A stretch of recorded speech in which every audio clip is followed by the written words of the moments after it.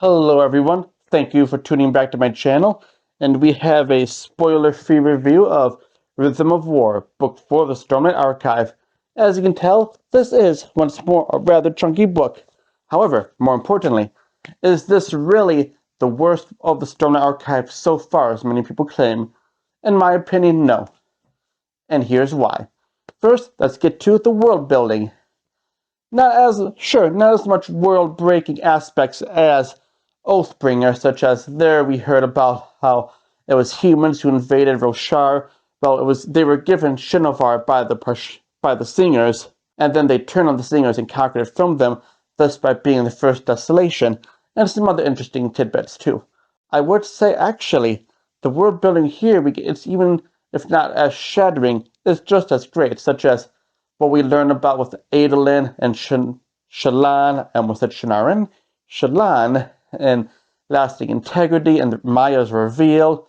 Also to see more of the fused in their culture and how the continued cycle of rebirth and renewal has driven so many of them insane to some degree, and just how the Parchment are adapting to it. And then we also have characters like Venli and even other listeners who they aren't fans of the humans, but they don't want fused control either, so they're trying to form their own third faction. I won't get much into that, but speaking of Venli, I especially think that's fun how we learn more about her and her desires, and seeing how her ambitions from the previous books have kind of backslid and result in such horror and devastation, not just for her and her fellow listeners, but also for humans and Alethkar and the society around them. And especially of that, I really enjoyed how in detail it goes into the effects war has on basically the poor and the common people. And through that, we see how Kaladin and his family react in Heartstorm, and just the care they have of the people, and how their ideals just kind of are so similar, but at the same time they clash. Especially Laren and Kaladin, they both want to help people, but they both have different ideas of how to help people. And I'd say Laren more than Kaladin, because Laren thinks that you can't be a soldier and help people, you can't kill to help people, while Kaladin recognizes you can, but you can also be a surgeon to help people too, not just a soldier. But I don't know, I think it's those dynamics between them is pretty interesting, and it goes to the more grand scheme of the story, of the sort of philosophical inputs between these characters and the world building and the world that Brandon is crafting. Beyond that, we see more of Eurythru and these flying Fabriel things that Navani is working on. But I don't tend to be a huge fan of the epilogue, not the epilogues, the prologues. I will say Navani's was interesting because it kind of shows that how so many people viewed Gavilar as a great man and even a king or a great man, but he was very much a bad person. He was emotionally abusive to Navani. He essentially gaslit her into thinking she wasn't a scholar. He saw Elokar as a failure heir and just cast off Yasmin as a rebellious child. And all that's in the prologue, and I think it's great how we see a different light onto this man that's so much different than what Dalinar and other characters see of him. But speaking of Dalinar, let's get on to the characters.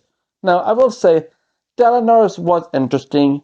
His journey on becoming as a general and journey of trying to develop and understand more of his bondsmith powers. Of the characters, though, his arc in this book was probably the least interesting.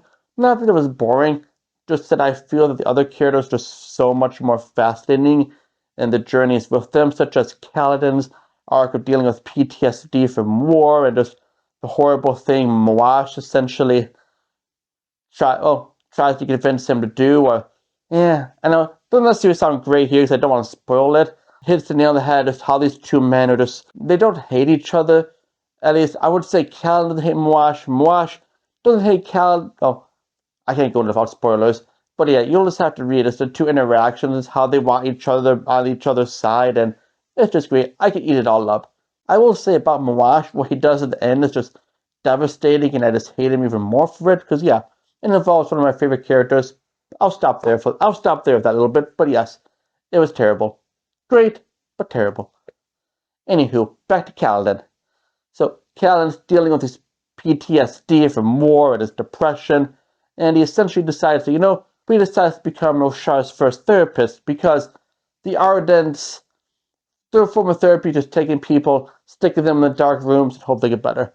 Yeah, as you can tell, that doesn't work out that well. And I do think this is a great aspect of Kaladin because it shows how he wants to help people in multiple ways, not just like physically, but also mentally and emotionally. While I do think in some ways it was repetitive, I did enjoy his rivalry with the Pursuer, and especially when Kaladin eventually started calling him the Defeated One. I thought that was funny because I really much always enjoy arrogant, egotistic characters like the Pursuer getting humbled. And I just thought that was fun. Also, his bond, not necessarily bond, I wouldn't call it a bond, that might not be the right word, but his relationship with Leslie and how they're on opposing sides, but they have respect for each other. I enjoy the little dynamic between them and even beyond them for the whole Windrunners and the Heavenly Ones. Sure, they might be on opposite sides of the war, but they still respect each other. Even if they don't care about each other, they still value the other person to some degree. And speaking of Leslie, of the three fused, which is Leslie herself, Rabaniel, and the Pursuer, Leslie is my favorite. I won't necessarily say she's one of my favorite characters, but she's one of the characters I'm excited to hear more about, if that makes sense. Same with her and Venli. Like, Venli, I will say, I, I enjoyed her chapters. She wasn't as great and fun as I thought she would be in these ones. Well, I enjoy the struggle she's going for. I just kind of wish we've gotten more from her. But at the same time, I am excited and looking forward to hearing more about her in Winds and Truth. Rabaniel and the Pursuer, they weren't bad. I enjoyed Rabaniel's conflict she has regarding her daughter and her desire to end the war no matter the cost, even to an extent, no matter the ending. She's at the point where she doesn't necessarily want to sing her victory. Well, she does, but she'd be happy with the war ending no matter what, no matter who wins. I think there's a fun dynamic with an antagonist, because usually antagonists just want their side to win, which she does, but she's just tired of this constant fighting and rebirths and deaths and torture and rebirths. And you can't really blame her for wanting to end the cycle. On to Adel and Shallan. Unlike Oathbringer, I will say the Shade-Samar part in Rhythm of War was far superior. In Oathbringer, a lot of that was like, okay guys, get through the Cardiff realm, ride with Thela City, I'm done with this, let's go. I did not feel that way at all with Rhythm of War. Sure, there were little parts that might have lagged somewhat. And I mean, we hear so much, we get so much development between these characters, a little bit more lore here, world building there, and especially we have a direct motive for them going into, well, I guess both we had a motive too, but there's more reason for them to go there and for be there longer, with them trying to get the support of the honors print from Lasting Integrity. And sure, while I felt that it lagged a little bit, overall it was a fun ride, and I enjoyed my time there, and I could have actually been there longer because of how much I enjoyed it compared to the time we spent in Shade-Samar during Oathbringer. Speaking of Adolin, his bond with Maya, I love Maya as a character, first of all being a Deadeye, and as her bond with Adolin, how that grows over time, especially how it leads to the culmination at the ending of Adolin's trial at Lasting Integrity. And it's something a lot of people definitely didn't see coming, and granted, I am pretty oblivious to twists and turns in books, but come on, that was a great plot twist. As for Shallan herself, I enjoyed her story with the mental trauma she's in, between her and Vale and Radiant, and also her desperate and fearful trying to figure out who the traitor might be in her group, because she desperately doesn't want there to be one since all these other people in the Unseen Court, and for those who don't know, the Unseen Court are kind of her fellow Lightweavers, and yeah, you can't blame her for being kind of worried about that. I loved her interactions between her and Adolin. They were an adorable couple together. However, of the characters, I will say Navani blew them out of the park for me. Why do I say that? Not necessarily because her parts are greater than Adolin or Kaladin's and whatnot, though hers were amazing. It's more for the fact of what it did for her character to me. In my first read-through of Stormlight, Navani was okay. I thought she was a decent character. That changed a lot in Rhythm of War, though, with her interactions with Rabaniel and her determination whatnot to free the tower from the fused. Also, even more so, her prologue viewpoint of Gavilar's assassination. Rhythm of War changed the character so much for me, helped me appreciate her more as a person, as a character, and we really get to see her shine and her intellectual brilliance here, which I think we all know where Yasna gets it from. It's from her mother, not her dad. Her dad, well, Gavilar's not an idiot, but come on, he has a few screws loose and is a little dull up there. Anywho, back to Navani. My second read-through, I did get to more appreciate her in books 1 through 3, and even more so here in Rhythm of War, where I could say she is now probably one of my favorite characters, where she was only a character I liked before. I'm curious I'm curious how other people view her about that, if they always liked her beforehand, or if they really started to get on the Navani train in this book. Now, as with the previous Stormlight books, and other books I read too, as much as I love this one, there are some nitpicks. Let's get on to nitpick number 1, the flashbacks. Oathbringer had my favorite flashbacks. Rhythm of War, probably my least favorite flashbacks.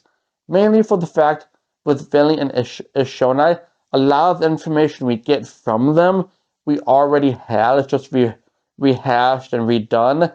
Sure, there are new parts and new vantage points of each different characters. So the Vinley's final flashback was important to her as a character, but I think that could have been delivered a different way. Because at least in my opinion, while I love hearing more about the Parshendi, I think this book could have worked so much more if we had flashbacks of Leslie, Rabaniel, or the Pursuer from the earlier Desolation, such as the first Desolation, even the second Desolation, and when the humans came to Roshar, was given Shinovar, then conquered Roshar from the Parshendi. I think that could have worked so much better for world building and character development of these feuds than what we have. Not the flashbacks didn't have anything to offer.